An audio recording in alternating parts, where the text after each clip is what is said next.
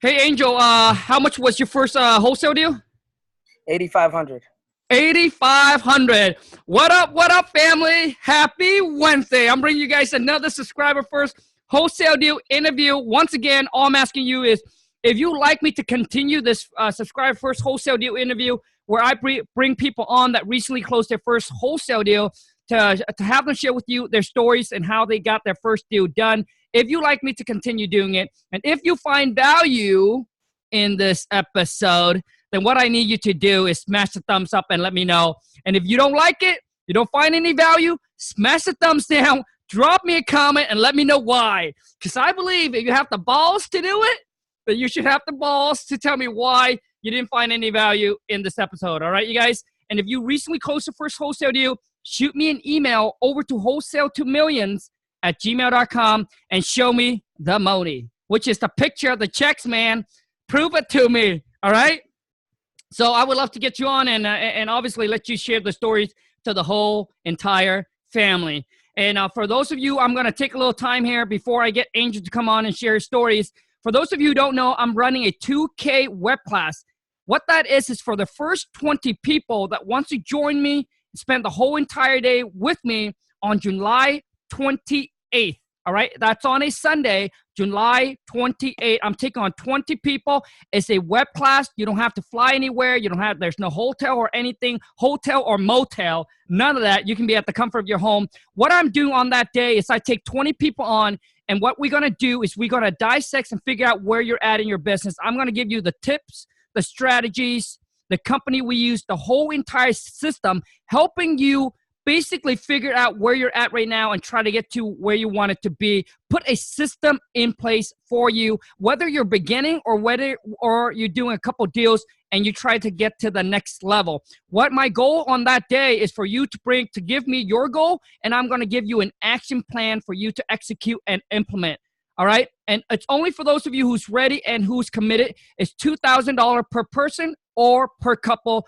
Right, so whether you're single or maybe you're married, husband and wife, boyfriend, girlfriend, it's $2,000. The first 20 people. And for those of you who don't see the value in this, let me share something with you really quick. What if I can give you one tips, one strategies that gets you to make one extra deal a month, or maybe do a deal in the next 3 months or 4 months or 5 months? Get whatever that is you want to unlock. You see, I believe in life, to get what you want, you either pay with time or money. There are people, listen to me, there are people that have made it just by watching YouTube video and implement and made it. I'm just saying this is for those of you who say, Khang, this is exactly what I need. It's not for everybody. And they are seeking for something like this. Instead of spending the time, the next 3 months, 4 months, 5 months, 6 months, try and figure this out, I'm going to give you everything you need on that day. All right, give you the right way to start.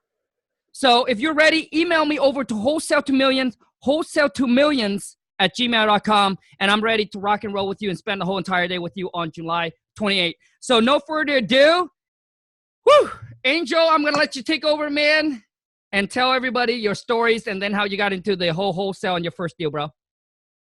I'm basically my background, man, as far as working is just factory work, man. I don't know, Khang, if you ever, I know you said you did 30,000 a year and all that. In the factory, man, when it's cold outside, it's cold in there, and when it's hot outside, you got sweat dripping down all over you, man. I feel you, bro. Yeah, I mean, I'm a high school dropout, man. I'm a high school Hell yeah, dropout. bro. Represent, bro. Represent. As far as this wholesale deal, man, I honestly got it off a local newspaper ad. Not even an ad. It was saying it was gonna be auctioned off. It was saying it was gonna be auctioned off, and I called. I skip traced the number.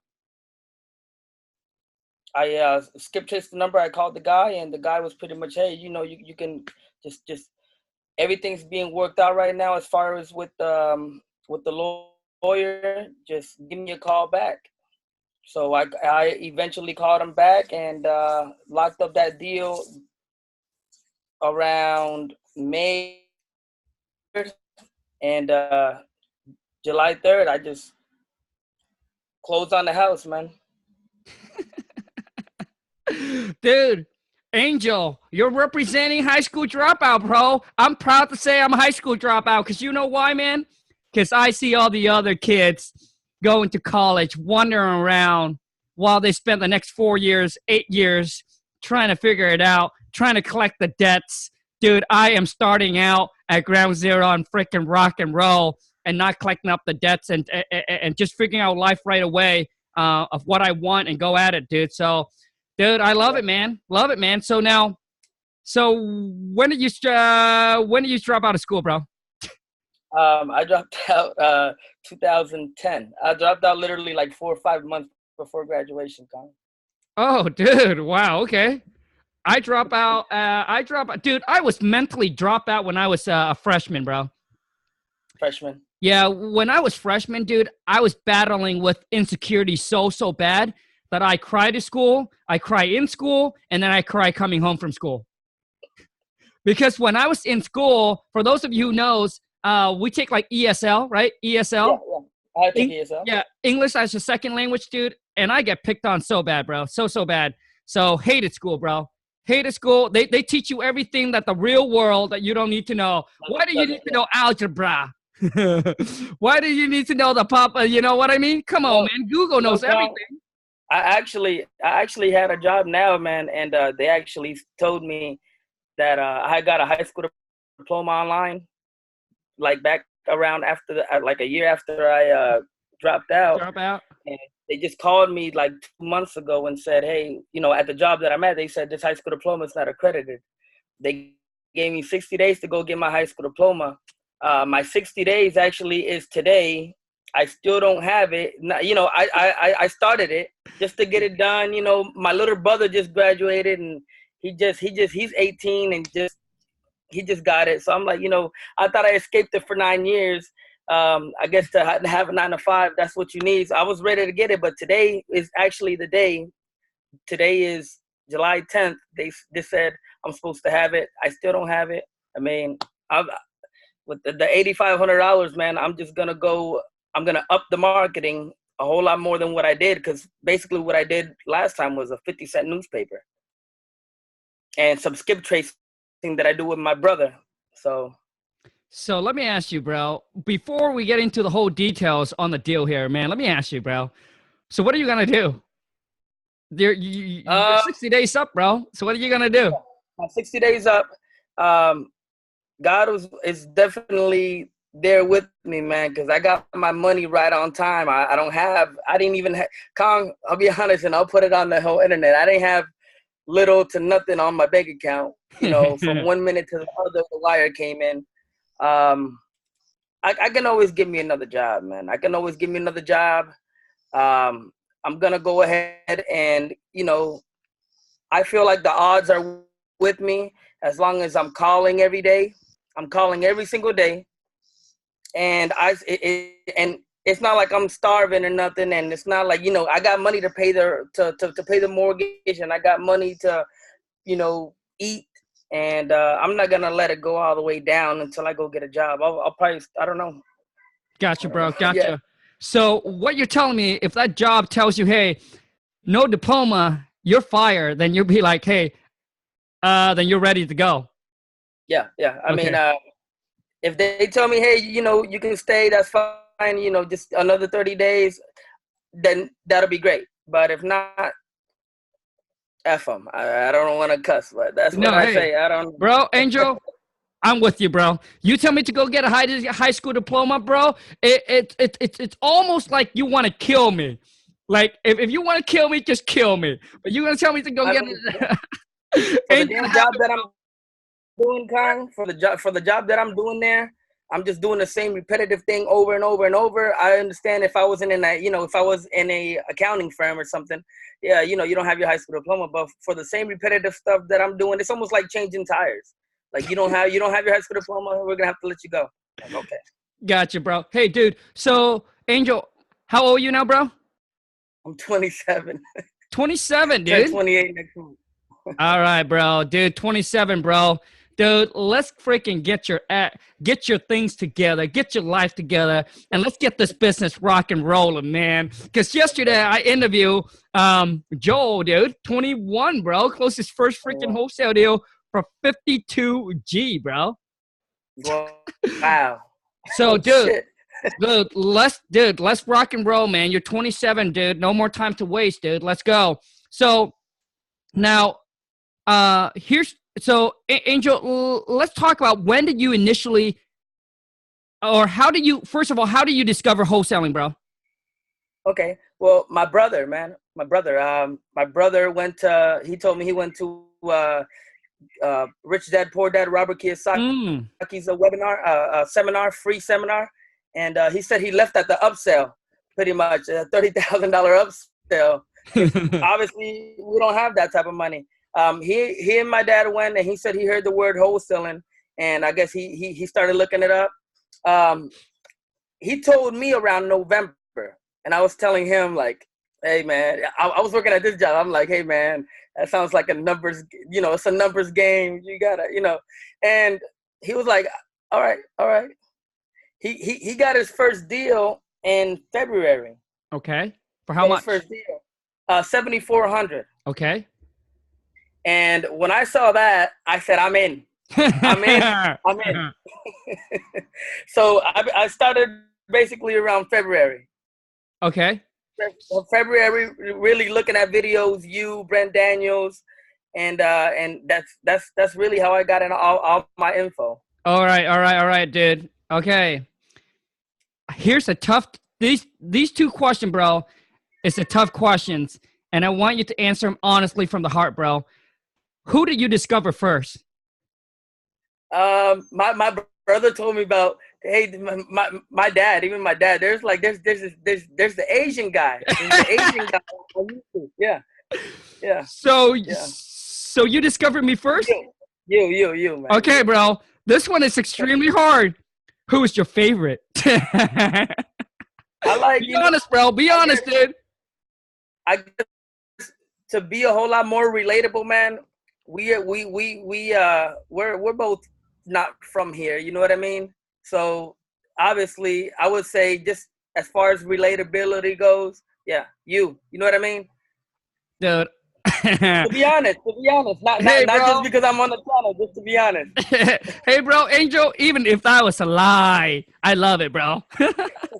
So for all of my high school dropout, for all of my people that are coming from another country, immigrated, come on, man. Shit, you guys, let's get our act together and let's freaking show the world what we're made of, man. Let's rock and roll, man. So, Angel, about your first deal, man. So you started in February, that's when you started, right? Connecting knowledge.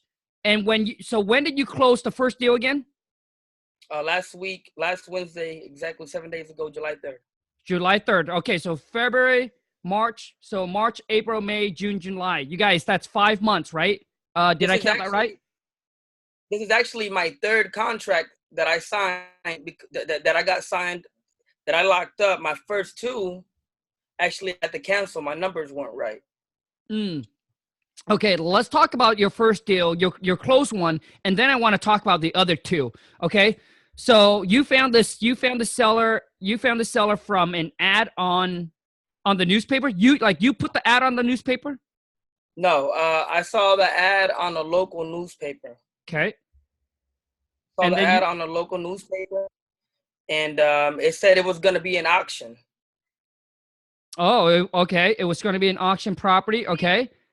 And then you skip trace and call the seller. Is that correct? Yes. Okay. Yes. I had it had the address on there, so I skip traced. Obviously, through the tax assessor, you can find who owns it, and you can obviously get who owns it and how, all the details. Sure, man. Now, everybody's gonna ask, which skip tracing company did you use, bro? We use Skip Genie. Skip, SKIP, and then the Genie. Genie, like Aladdin and Genie. Yeah. All right. Okay, so you skip trace, were able to contact the seller. Correct. And then now the property, is it vacant? Is it owner occupied? Is it rented? What's the situation? The property was vacant. The property was vacant at that time for 2 Okay. years. Okay. So now you call the seller, the property is vacant. What? So I want to know is, did you lock it up on a contract on the first call, on the second call? Like what's the Well, detail, bro? when I had first called him, straight from the newspaper, I said, "Hey, I'm calling to see if you'd consider an offer on your property." He said, "Yeah, that'll be fine, but I'm currently working with the lawyer right now, and I need to wait." He kind of didn't want to do nothing now because he knew that time was approaching where all that paperwork was going to end. As far as the family member that he had with on that house, it was him and her, and she had passed away, and he needed that name to be on there in order for him to sell or finalize the paperwork. As far as that, I don't know if that makes sense. Okay. Gotcha, man. Okay. And then now, now I want to know is, how do you get the property locked up on a contract? Oh, okay. I'm sorry, man. On that first call, he told me contact me in 2 weeks. So I contacted him exactly in 2 weeks. I told him, "Hey, can we go see the property?" He agreed. We went over there. He wanted 30, and my price in my mind, after my math, there's a whole lot of houses in that area. They're older houses, 50s, 40s, and they're tearing them down. So I'm thinking this is like a tear down.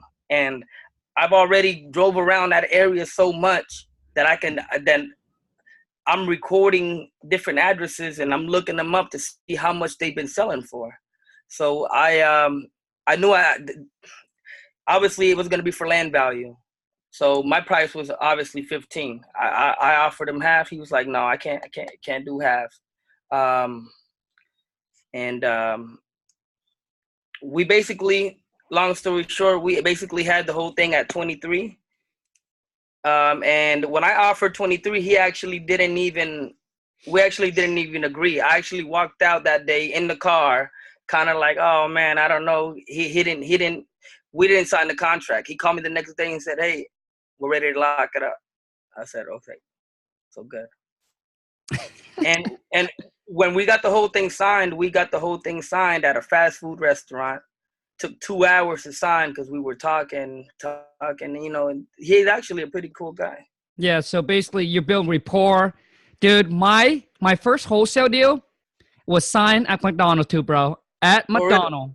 Yeah, bro. I think my third or my fourth was also at McDonald's. Well, this deal, I got the contract signed in McDonald's with the seller, and I got the contract signed with the buyer at a different McDonald's not too far from here. McDonald's Oh, work.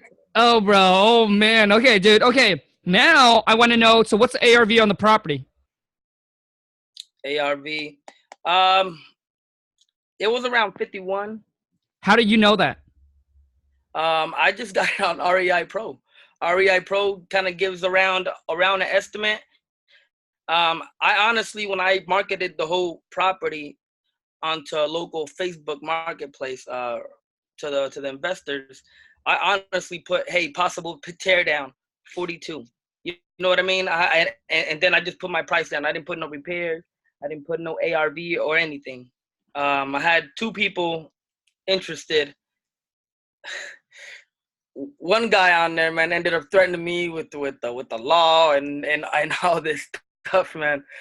I chose not to do business with him after he didn't agree on my terms. He wanted things his way, on his terms, and my brother is the one that's like, "Hey, you gotta take control of this contract. You're the one. You gotta take control. It's not them over you or nothing." So, but I ended up finding a buyer, Khang, offline, just a Latin guy.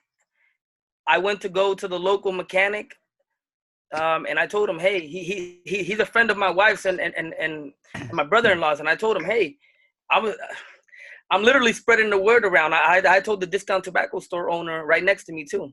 I said, "Hey, I got this property." I had already told him months ago that I was doing this real estate thing, and the mechanic guy referred me to this other guy that said he wanted to buy the property, and that was that guy who ended up going through the whole thing with me. Wow, bro. Okay, now, okay, bro. So you estimated the ARV is about 51,000. Okay. Now, what was the rehab? What do you estimate the rehab? Um, the whole thing was livable, man. The whole thing was livable. It had like a hole on the chimney, on the roof, and all that. I would say, it all depends on whoever's looking at it, and as far as their budget. But with less than $3,000, man, they could get any little repairs done, and the whole thing is livable. So basically, it's 3,000 in repair. So basically, so the house doesn't have the house is not like granite countertop, stainless steel. Like it doesn't have all that. It's just like a standard ready to rent kind of thing. Correct. Oh, okay. Correct. So basically, just a standard just a standard updates, which is it just have Formica countertop, and so basically the 3,000. You figure it probably just needs some new paint and carpet. New paint. They could even this is 1953 house, so even the wood could be like it's hardwood flooring, and this is like original hardwood flooring. So all they had to do was just sand that thing off and shine it pretty much. Everything else, man, honestly, it's move-in ready without updating much. Like even the stove, like everything is pretty much in working condition. Gotcha. You guys, the reason why I ask these questions is for those of you who are having trouble calculating rehab costs so you can make the seller the offer. Because when I first got into it, I have no construction experience, right? So I don't know how much things cost, how much it costs to fix anything up. So I'm letting you guys know when you run your comparables, make sure you look at all the houses that are sold. Does it have granite countertop? Does it have stainless steel appliances? Does the bathrooms, does it have tile floor, tile surround?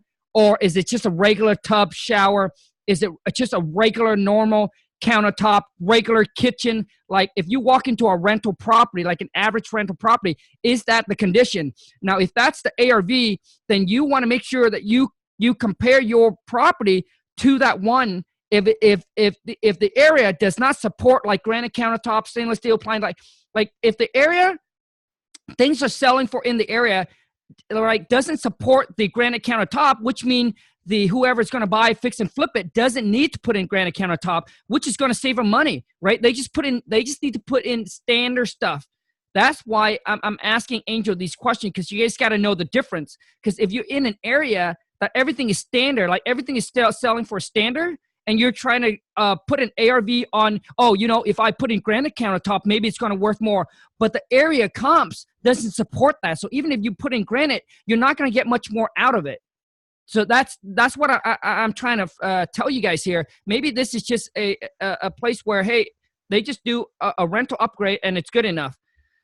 Okay, now, man, I'm going to ask you, so how much do you think this house can rent for? I would honestly put it at like from like at least $700 a month. Okay, and how many bedroom and bathroom, bro? It's a small 1-1. Oh, it's a small 1 bedroom, 1 bath. Yeah. Oh, dang, bro. Okay. Yeah, so I mean, it's good for a couple and 1 kid. You know what I mean? Gotcha. Okay, man. So you found the buyers off market. So the buyer went out and saw the property? Yeah. He saw the property, man, and he wanted it immediately. Okay. I told him. I'm sorry. Go ahead. Yeah, man. So you got under contract for $23K. How much did you mark it out to the buyer for? I put it at 32. 32. Okay. So your initial was you want to make 10K. Correct. Okay. So 32, and then now the buyer walked through the property. So kind of share with me that process, bro. The buyer was pretty much pointing out. I don't know if you can hear me well. The buyer was pretty much, obviously, just how anybody would. They were pointing out everything that's bad. This will have to get done. This will have to get done. And I'm like, yeah, I know. I mean, that's why we're selling it as is. You know what I mean? That's why. That's what I was telling him. Yeah, man. He had came in and he was just interested, man. Immediately, you can tell it in him. He was like, you He's know. like, And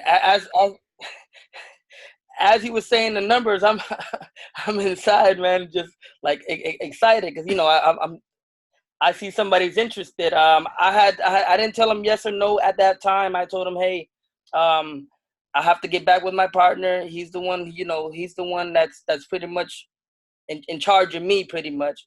So that way it's not all on me, just like you say, Khang. love And it.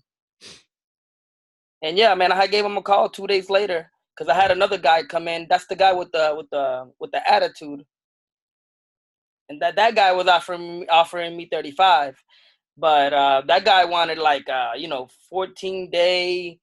Um, he wanted to check if the house was condemned and all this stuff, and you know, he I don't know. He sounded like a whole nother. He sounded like another wholesaler to me. Gotcha, bro. I don't know. I talked to a wholesaling friend here, not too far from me, and he said, you know, what he was asking for wasn't unreasonable. And I said, okay, well, I mean, but his attitude sucked. You know what I mean? Yeah. So, Gotcha. So, hey, Angel, quick question, bro. You got under contract for 23. ARV is 51K, and the house only needs about. So it seems like the house is in decent condition. yeah. Then The house is not. now my question to you is why do you mention that the house is a tear down? Well, because the neighborhood, they are doing houses just like that. Uh, in that area, they are knocking them down and building, you know, spending, I don't know, $50,000-$60,000 houses, 60,000 in material and putting $170,000 brand new houses on there. That's what my guess was. Gotcha, man. Interesting. What do you Okay. think? Well, dude, like the house that they're knocking down, is it exact same condition as this house? Yeah, they're all built. You know how neighborhoods built Yeah. all around the same time. Some of them people owe taxes on them, like this one. Yeah. But yeah, man, there's a couple neighborhoods in here that are these houses are made in, you know, 30s, 40s, 50s, and they're Right. knocking them down, and these people just building brand new houses. So now you got a brand new house, an old house, and the whole you know what I mean? Sure. It's starting to mix in a little bit, but eventually I think that's the plan around here. See, the thing is, here's my question, bro. I mean, you know, that's why people go in and buy property and fix and flip them because they can actually go in and it's you know, it's obviously going to cost less than building new construction because you're going to come in, you're going to tear it down. Now you're starting from ground zero again, going back up. That's why people buy, fix, and flip because they can go in there, they can update the house, right? Which means that they're all the materials, like the house is already there. And they can come in and update it and make it like brand new construction to blend in with the new house. I just don't know why people would buy it in a decent condition and knock them down. The only time that people tears it down is because the house really needs to be tear down. Like it's like you will spend more money and time to fix the house up instead of just knocking it down, tear it down, and build it new. And plus, whoever it is got it for extremely cheap price on it. Like just you know, for the value of the land. I'm just like this. It just doesn't make sense to me if people buying a house that is indecent, like it's rent ready, everything is good, and then knocking it down and build a new house, and it's worth 51, and then build a house that's only another $50,000 more. It just, you know what I mean? As far as the tear down, I put that on there onto the, you know, to the investors. I guess, you know, bigger investors on Facebook, because I mean that was just my thinking at that time.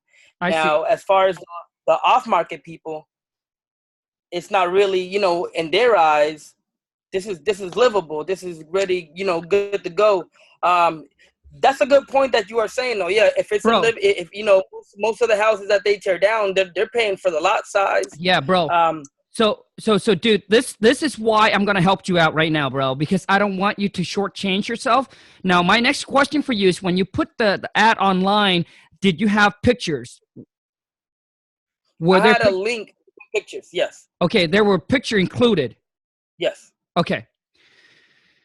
You guys, basically here, man, and I'm sharing with you because I come from I come from starting out as a fix and flipper, and when I see people post an ad and said this house is a tear down, listen, which mean in my mind this house probably going to be a tear down, right? So which mean I'm thinking, hey, the price got to be for the lot size. That So makes if sense. you're going to market and say, hey, this house, this house is tear down. So I'm thinking about, hey, I'm just going to pay for the price of the lot. So when I see your price is more than the lot value, I'm probably not going to be interested. Okay. So I'm just saying, not every buyer, but if you market your deal wrong, it could cost you it could cost you a deal. Because if the house is not a tear down and you market as a tear down, when people say, oh, this is a tear down and he wants 23K, or I'm sorry, 32K, but most lots in there I buy for like 10K.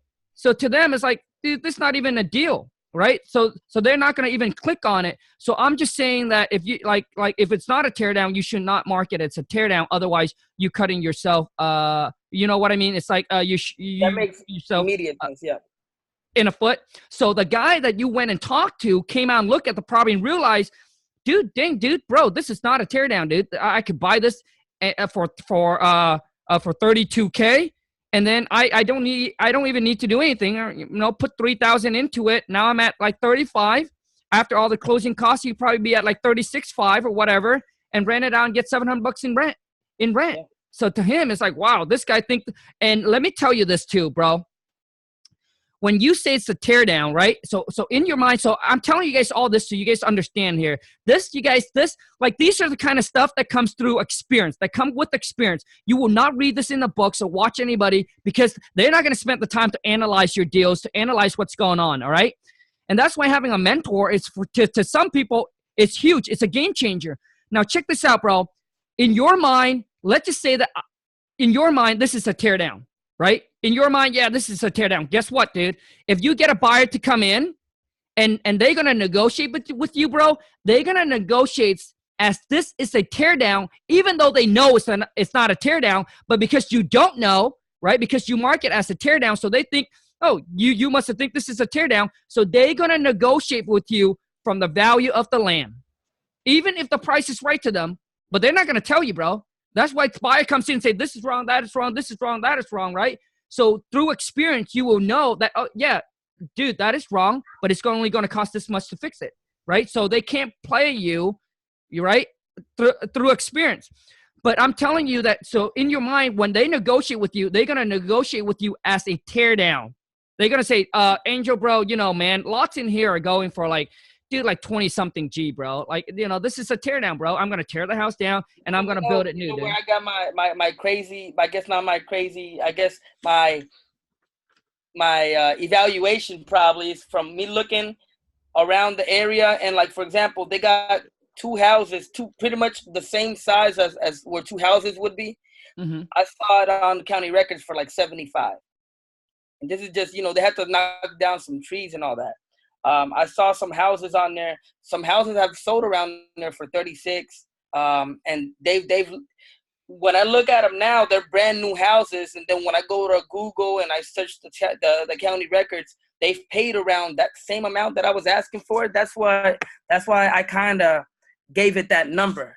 You know what I mean? Mm-hmm. But I mean, what you're saying makes sense. That's what happened with my first contract. I locked up a contract at too high. Now this place wasn't livable. This place you really had to tear it down. Okay, this place had the floor all wobbly and stuff. Gotcha, dude. Okay, so I'm also gonna help you analyze. Like I'm gonna give you some tips on the 2 deals that you didn't lock down, and maybe it will help you trying to figure out on the next deal, if you can't, how you can make it work. Now, before I get into that, listen, you guys. When I get emails from agents that send over to me and say, Khang, dude, this house is a tear down. Dude, those to me are gold. Like, I love those emails. Like, when they send over to me, man, say this is a tear down, I love it. Because the thing is, dude, most people are not in constructions, don't know, dude. Until the house is freaking like this, like a disaster, it's leaning, like the foundation, like it got to be so destroyed that it's a tear down. But some agent goes in there and see all the mold and see all, the kitchen is gutted, the bathroom is gone, and there's mold all over the place, and it just looks nasty. They think, you know what, and the roof got issue, and they think, yeah, you know what, this is a tear down. So when I get email like that, bro, dude, I negotiate from the value of the land. And that's where the agent's mind is at as well. Trust me, dude. The agent sent over to you, they said it's a tear down.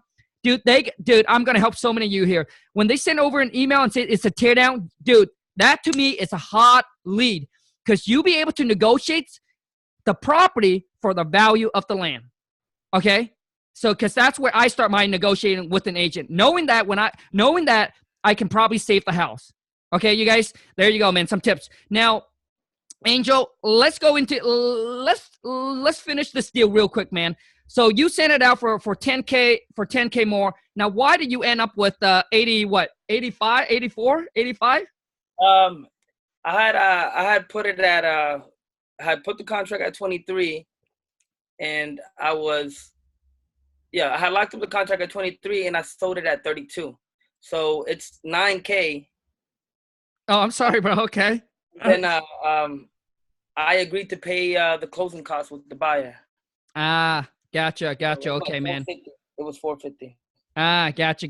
Okay. So when you market the deal, you didn't tell, hey, buyer's going to pay all closing costs? With the seller? No. So you got the property under contract with the seller, and as a buyer, you're saying, hey, we're paying all your closing costs, right? Yeah. So I'm saying when you market the deal to your buyer, I'm sorry, do you tell your buyer, hey, that buyer is responsible to pay for all the closing costs? Yay or nay? Yeah. I had knew that, but I had told him I had, just to be on, I could tell he wanted it, or just to hurry the thing on or whatever. Just to get it done. I agreed to half the closing costs. Okay, gotcha. Because I was asking him for I asked him for $6,000 earnest money deposit, and he deposited immediately. So yeah, I knew the guy was serious. Gotcha, bro. And so you got the buyer to put $6K non-refundable. That's good, bro. That's good. Now, how much earnest money did you put up with the seller? $10.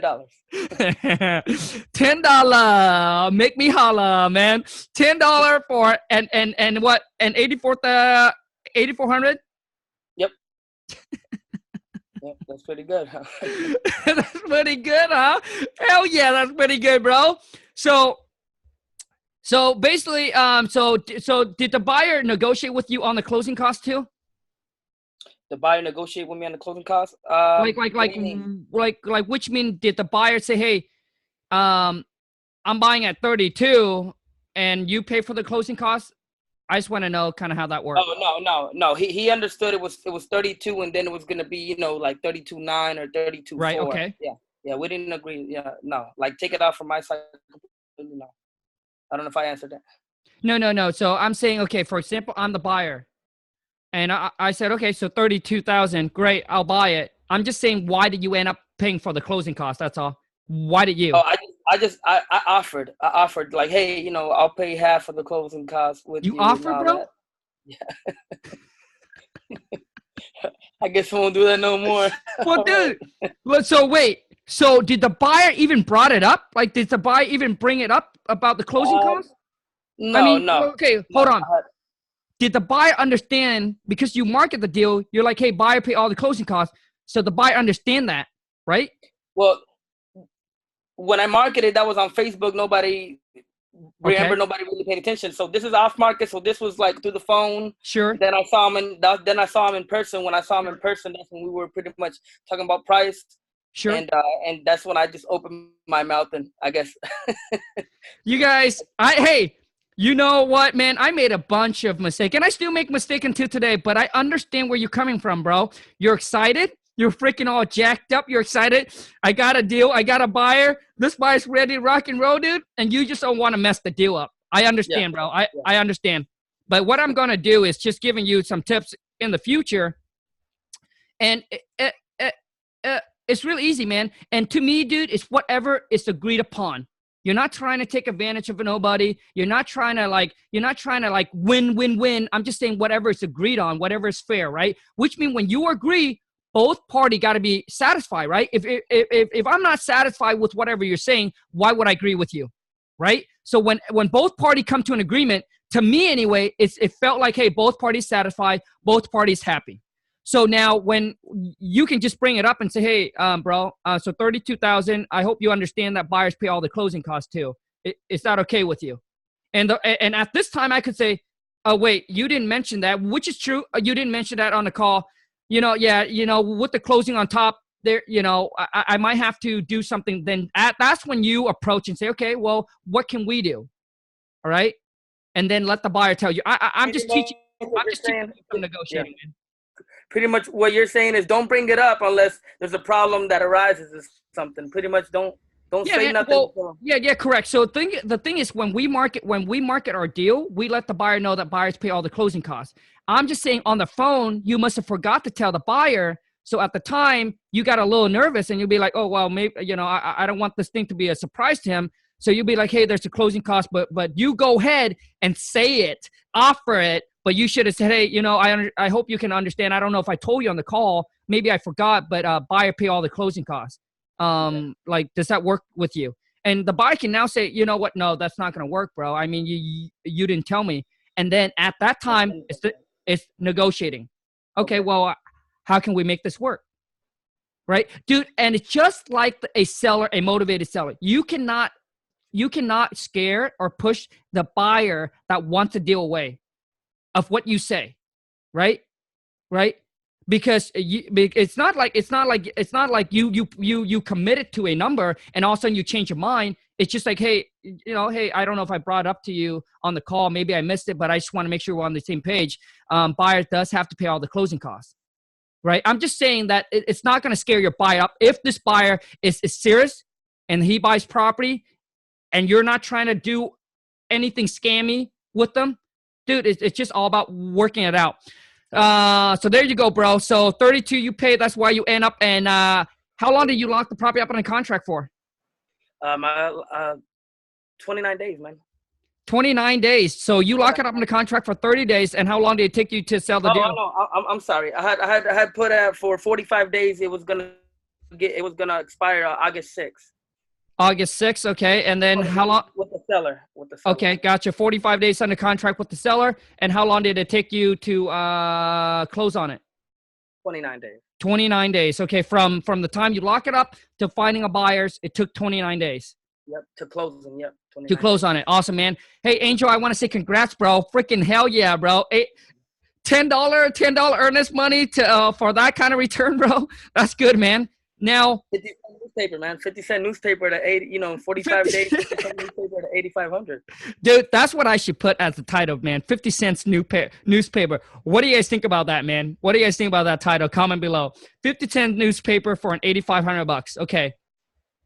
Now, Angel, let's talk about your other real quick. And dude, I really hate it when I bring guests on and I talk so much, but I just want to help you guys analyze and figure out the deals behind the scenes things of how things operates and how you can negotiate so that way you can get better, right? So you can get better. Now, bro, what I want to know from you is, man, is when you talk to the seller, man, because I want to give you some tips on negotiating, dude. That's what I do 24/7, 365, whether it's with buyer, my mom, my dad, my wife, my boss. I don't care who it is, dude. So when the seller and you, I guess you and the seller meet at the property, right?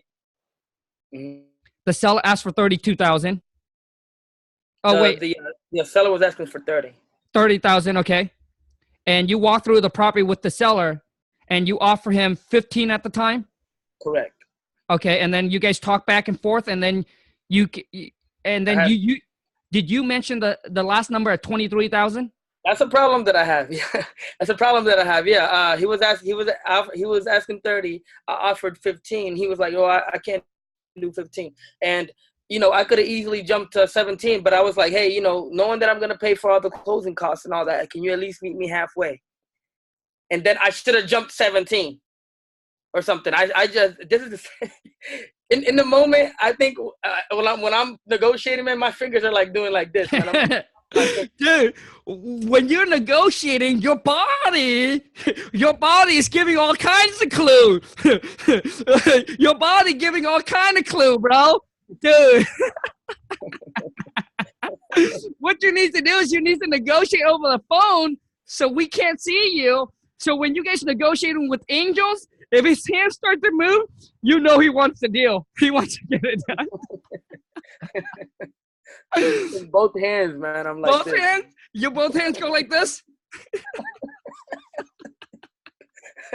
My knuckles, man. Yeah. Yeah, man. Dude, I know somebody that when it comes to like negotiating, they get all uptight. They start chewing their fingernails. Well, this is a thing, man, that it's like, it's, I guess, you know how people mention like analysis paralysis, right? Yep. It's like, people say, negotiate through phone, and then you can kind of even negotiate more once you see some repairs at the house or something. And there's I don't know, you can tell me if there's a, like, because there is no one way, I think, for anything, right? I personally would, I think somebody would even negotiate better in person as far as a seller in person than on the phone. They're a big hard ass and all this stuff, you know what I mean? Like, then when you see them in person, they're a whole lot nicer. So I mean, I don't know. That was just my thing. It's like, I like go seeing them, but you recommend just talking to them on the phone, pretty much. Yeah, bro. So you're saying on the phone that they're like a big gorilla, and then in person they're like a freaking teddy bear. So the thing is, Angel, man, when you're negotiating, dude, it's like so many of you are having issue with this, and I'm telling you, so many of you don't know the importance of knowing how to talk and negotiate with seller. Dude, it's the one thing that I like. Listen to me, those of you who follow me and who believe and trust what I'm saying, dude, spend some time, learn how to talk and negotiate with seller. I promise you, it'll put more money in your pocket. All right. And that's why I push, not that I push, but I'm just telling those of you who having this issue, dude, my King Kong seller script will take you to the next level. So, cause dude, what if I'm able to give you one tips in the script that helps you to get the seller down $500, $1,000, and all you paying for the script is $495. Now, Angel, watch this, dude. When you mention a number, okay, so the seller won 30,000, you offer 15. Your next question should be just like what you said. Hey, we're paying all the closing costs and everything like that, and we're buying that property as is. You think that you can help us out by going a little bit lower, not say meet in the middle, by going a little bit lower, then see where the seller comes down, and then negotiate from there. Well, he had went down to 25 when I told him that. He had went down to 25. Dude, that's when I said if you can meet me in the middle. In the middle, it's not at 23, bro, right? No. No. Well, he said 25, and then that's when I should, again, another learned lesson. Just remind myself to calm down in the moment. Yes. Breathe, because I'm probably not breathing. Yes, calm down, breathe. And also, too, is that do not worry about, losing a deal. If the number works, the number works. If it doesn't work, it just doesn't work. You just walk away. Now, you mentioned the 23,000, and he even said, I'm going to think about it. He said he got to go talk about it with his wife. Okay. You guys, let me tell you something, man. And so that way on the next deal, Angel, before you guys make your final offer or before you accept the seller offer, listen to me, man. Get a commitment. When you get a commitment first, it's going to help eliminate I want to think about it. I need to talk to my wife, my husband, my boyfriend, my girlfriend, my mom, my daddy, my uncle, my dog, my cat, and my little chihuahua. All right? Get a commitment first, man, and saying, hey, you know what? Bob. So Bob, I mean, if I can get my team to jump on this, I'll probably need to make a quick call since you're meeting the seller. I'm gonna make a quick call. If I can get my team to jump on this, and you're at 25, I'm at 23, and I don't know if a 23,000 will work, but I'm just saying if I were able to get an approval from my team manager for 23,000, are you ready to rock? Like, are you ready to rock and roll and show and sold me the housey? Right? So that's not how you say it, but get the commitment first. That way, when he said, yeah, you know what, it's going to work. You know what? I still need to talk to my wife about it. Okay, well, Bob, do you want to go and make the call to the wife?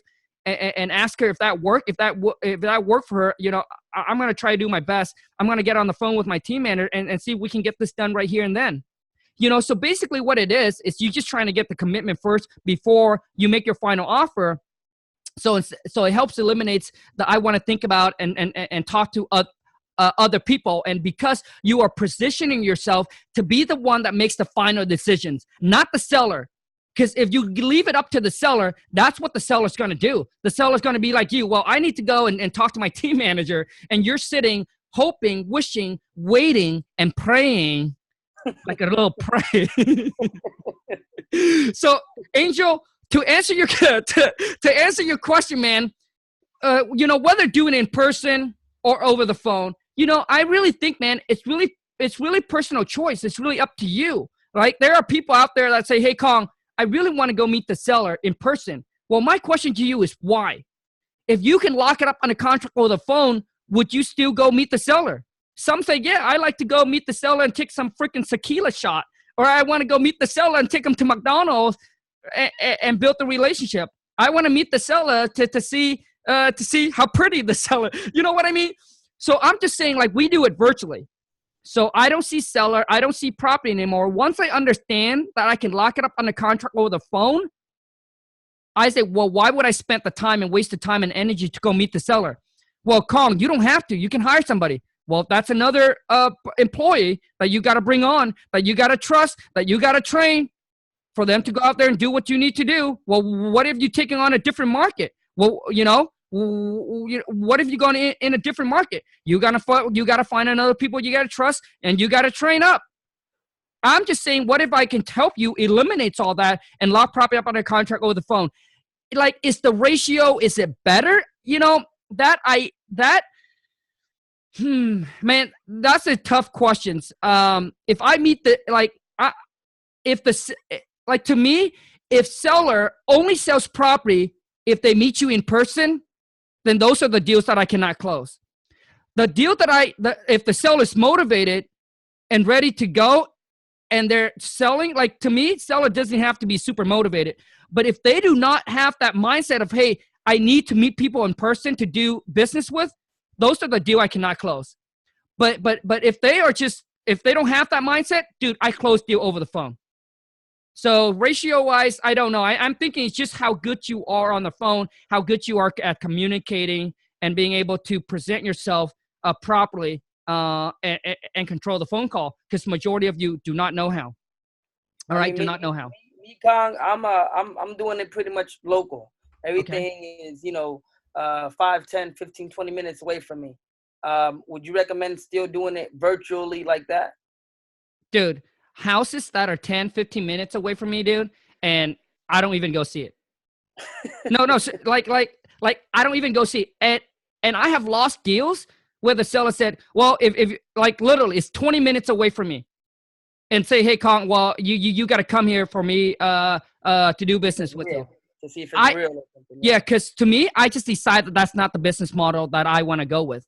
When you eliminate, when you listen to me, those of you, when you eliminate everything and choose one path to go and one path to focus on, which means that's how you build your business around. So when you come across a hurdle, well, how do I get seller to sign? But if you're like, well, I can go meet the seller. Well, guess what happened is you open up now to other things where you have to go there. But I'm just saying, like, I don't even know if I say it right, but you eliminate and say, hey, this is my business model, and I will find everything that is within my business model. And if it's not, do you guys get what I'm trying to say? Like, for example, I have seller that said, hey, for some of you said, well, Khang, how can I, if I don't meet seller, how do they sign the contract? What I'm saying to you is you need to eliminate the idea of meeting seller, and then you'll be able to figure out how you can do it. So when you feel like, well, I have to drive to them to drop this off, if you don't eliminate that, then you will not try to figure out, well, how can I do it without going there? Like, does that make sense, Angel? Yeah. So basically, when I decide to go virtual, man, I find everything that I can do virtual. So I eliminate go meet the seller. I do not give myself I do not give myself another way to, like, okay, you know what? well, I'm just going to go drive and give the contract to the seller. Because if you think like that, then how can you try to find other ways? You know what I mean? Like, if you don't see there's something wrong or how you can improve, how do you seek for another route? You know what I'm saying? Yeah. So to me, man, it's really up to you. Like, I personally like it virtual because I want my business to be virtual. I want to be able to sit on the beach and make a phone call and lock it up on the contract. I want to be in China. I want to be in Mexico. Dude, I was doing deals when my wife and I were in not Cancun, but Puerto Vallarta, Mexico. I was doing deal when we're in Vietnam. You know what I mean? So if you feel like you have to go meet the seller, I'm just asking you, my question to you is that if you don't eliminate that, then how can you open up ideas to, hey, Khang, how can I do it virtual, man? You're like, you know what I'm saying? Does that make sense, bro? I know what you mean. Like, if I don't even think about it, I'm not even going to think of any ideas or look up anything or, I get what you mean. Yep. Got it, man. And the key to the key to doing it virtual, let me tell you guys this. The key to doing this virtual that people have problem with is being able to lock it up on the contract or the phone. Because there's certain things that you have to say to get the seller to sell to you over the phone. Because you got to understand, they're not selling a car. They're not selling a couch. They're not selling a freaking phone. They're selling a freaking house, right? The big, like, it's for some people, it's a huge investment, right? It's their lifetime saving. So there's certain way that you got to say, got to talk to them. You got to be able to overcome the objection. Well, I mean, don't you need to see my house before you guys buy it? Like, those are the kind of questions that's going to come up. And that's where I teach you in the King Kong Seller script, man, to overcome and to handle all of that. So for those of you, I mean, like I said, man, for those of you who's ready, man, who's interested, the link is in the description. Go to wholesale2million.com. Wholesale2million.com is $4.95 for an investment. Now, dude, we don't have the time, Angel, to talk about the other deal because I yap on too much, bro. I apologize, man. But right, hey, man. I'm listening. Dude, Angel, let me ask you this, dude. Knowing what you know now, what kind of tips, advice you're giving to those that are just starting out and trying to get their first deal, bro? Knowing what you know now. Knowing what I know now, somebody that's starting now, I would say is stay in try to get with somebody. Me, it was my brother, and he was just starting out. He was he's a couple of months ahead of me, and try to get with somebody that's already kind of doing it. King Kong right here. Somebody, get with somebody. Just the videos are good, to look at your own time and study and apply. But I think it's always good to get with somebody. My brother was there for me. Like, he's on the call, like 7, probably 8, 15 times a day. I'm calling him like, hey, I got the contract locked up. What was the title company? You know what I mean? Like, right. Like for all types of things. Get with somebody and know that if you're doing it every day, call somebody every day, doing something every day, your day's going to come. It's just like literally one call away every day. Awesome, bro. Love it, man. Love it. And then, Angel, how do people reach out, connect with you, and start doing deals with you, bro? I'm in the Nashville area, Nashville, Tennessee. I don't know if you ever came over here, Khang. No. Nashville. Country over here. Gotcha, man. Facebook, Angel Rivera. Angel Rivera, I'll be on there with a black jacket or something like that. I got 2. My other one is I have no passport for it. So Angel Rivera, and I'm around the Nashville, Tennessee area. Awesome. And Angel, please shoot me a DM with the link so I can add it to the description. Okay. Okay. And you guys, okay, man. I gotta, before we're gonna wrap this up, but let me say something, man. I got some people, man. I got some people comment and DM and say, Khang, you changed, bro. Dude, the money and you changed. Listen to me, man. Shit. Dude, before I even freaking start the because they said, Khang, you never cussed before. Like, I don't cuss. To me, saying freaking, like freaking and ass, it's not a cuss word to me. Right? To me, it's all the other word, the F word, right? The B, like, dude. And they're like, Khang, you changed, man. You start cussing now. Dude, You make the money change. Dude, shit, man. Come on, man. Dude, I was already making money before I started the freaking YouTube, the channel, man.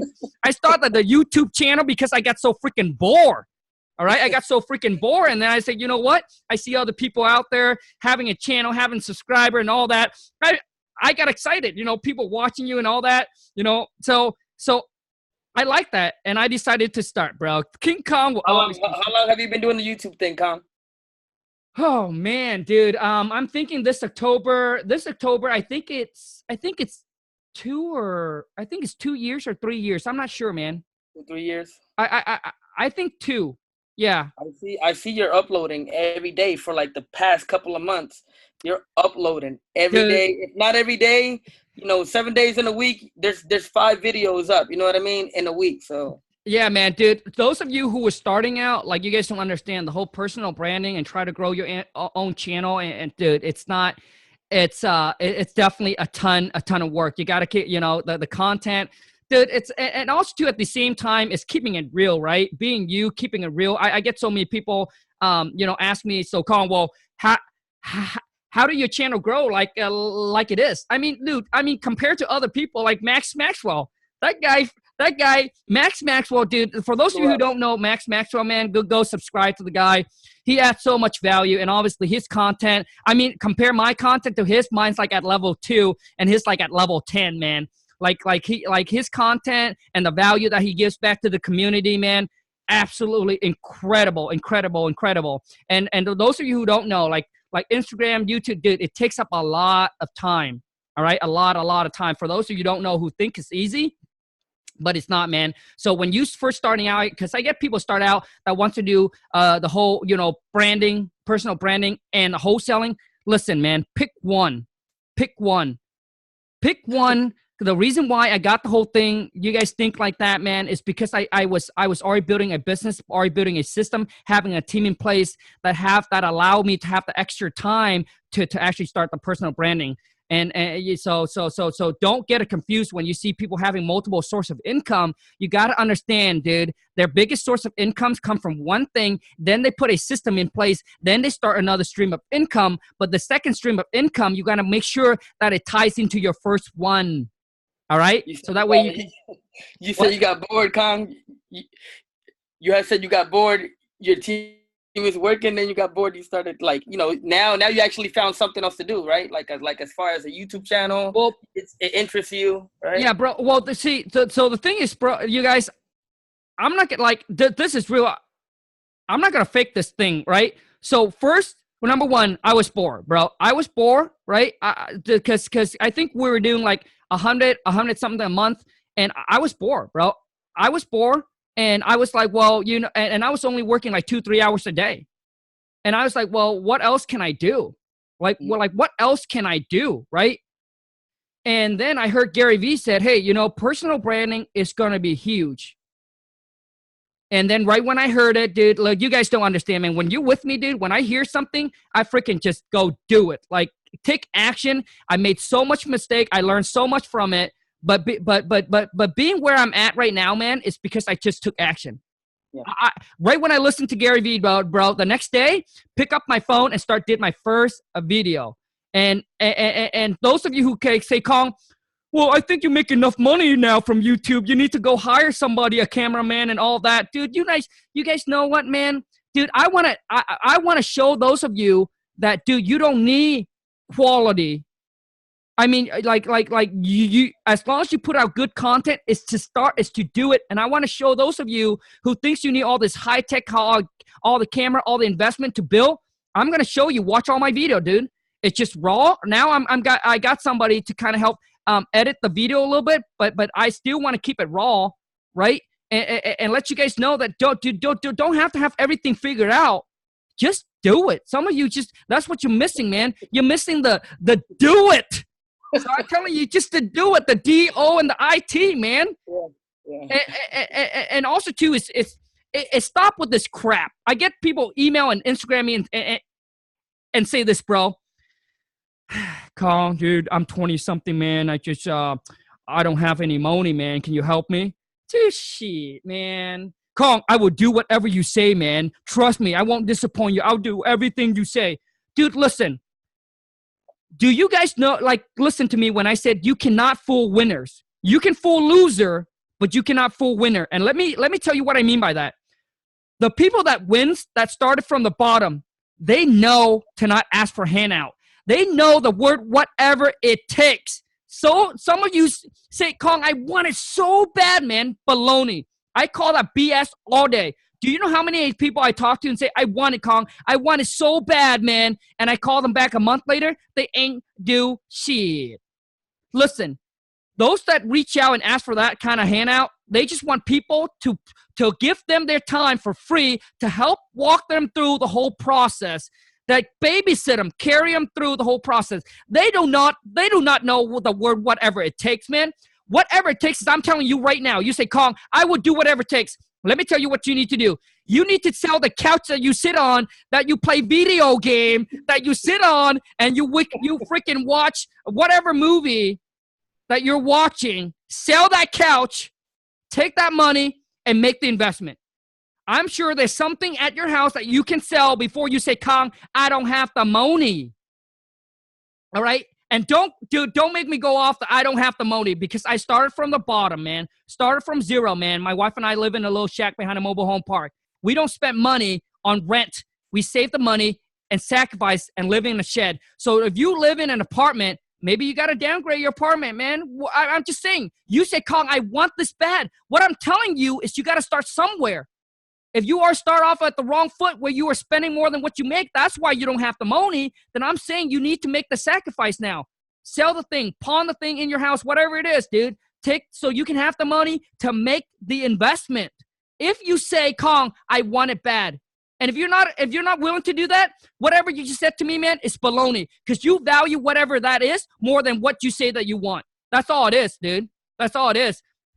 So because if you value something more, if it's more important to you, I promise you, you will sacrifice the thing that doesn't worth more than the other thing that you want. Agree or disagree, I really want to know. But dude, this thing been going on way too long, man. I like that. You know, I've never even heard that. You had said that the winners, you know, you can't fool a winner, and I've never heard that. And it's true. Yeah, I'm sure it's true. I'm sure. Dude, like you can't. Yeah, man, you cannot fool winner, because winner understands. Dude, I start from the bottom, dude. Nobody helps, man. Everything that I ever acquired today, man, I either pay with time or I pay with money. It doesn't matter. Dude, like bank. When I first started, dude, I went and kissed ass banker. Yes, you heard me. Kiss ass banker, bro. No, literally, man. We pay for their vacation. I buy them gifts with agents, with realtor. Same thing. I want to get into their circle, and I'm a nobody. I buy them gifts for Christmas. I buy them gifts for holidays, Starbucks cars, whatever it is that I need to do, man. I understand the word whatever it takes, and I don't ask for handout. I don't ask for freebies, dude. So for those and I say you can only fool loser. Ask all of your loser, the friend, no. Ask all of them. They don't understand whatever it takes, man. That's why I say you can fool the loser, because the loser is just like you, right? Your friend, like there's exactly the same thing. What? They don't help you for free? Oh, man. Those people that put up video and say, oh, I'm going to help you, I'm going to help you. Dude, they just want your money. Shit, man. You know that it took them time and money to get to where they're at, acquire the knowledge. So when you go tell your friend buys it, your family buys it, right? What? They don't help you for free? What? They charge you that much? Shit, that's a scammer.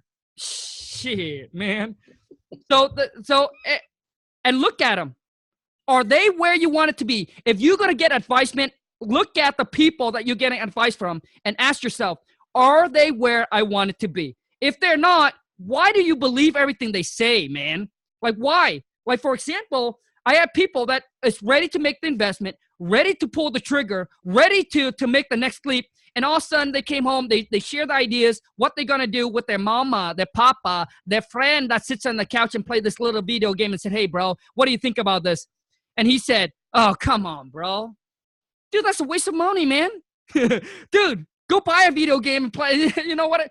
Dude, so if they're not where you're at, why do you take their advice? My question to you is why? If they are so good at giving you advice and tips, then why are they in the spot? Right? Why are they in that spot? Dude, that is just like my answer to you is why. Right? The question you should ask yourself is, are they where you're at? If they're not, why do you listen to them? And if they're so good at giving tips, why are they in that spot? Why? Dude, you gotta understand, man, listen, the people that got the results cannot do the same thing as the majority. They do things very, very differently, man. And what I mean by differently is they're mentally, the way that they think, the way that you think dictates how you operate, right? It dictates your action, and your action is what caused your results. Listen to me. The people that made it, like the people that understand that in life, there's people going to do them wrong, but they don't hold grudges. They shake it off, man, and they just move on. The majority, let's just say when people do you wrong, guess what they do? They hold grudges. They talk about it day in and day out. And what do that do to them? It pulls them down. It just pulls them down.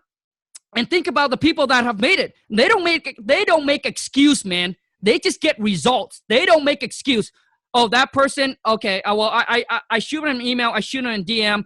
You know what? They don't want to give me time a day. I understand. They're probably busy. I got to go get this thing. I got to go to get this figured out. Like, they own up to their own shit, man. They own up.